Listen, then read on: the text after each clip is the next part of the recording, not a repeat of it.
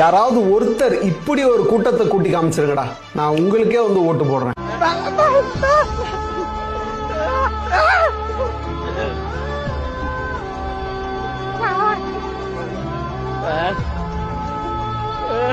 முடியாது. இதெல்லாம் உங்களால வாழ்நாள் முழுக்க நினைச்சாலும் முடியாது. ஏன்னா இந்த கூட்டம் எல்லாம் இப்படி வந்தது இல்ல, இப்படி வந்தது.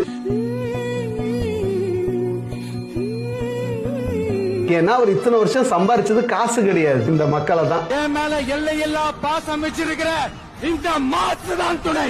இன்னும் புரியலன்னா உங்களுக்கு ஒரு சாம்பிள் காட்டுறேன். ஒரு குட்டி பையன் அவனோட அப்பா கார்ல டிஎம்கே கொடி இருக்கு, அப்பாவை வந்து டிவிகே கொடி மாட்ட சொல்லுன்னு அழுகுறான்.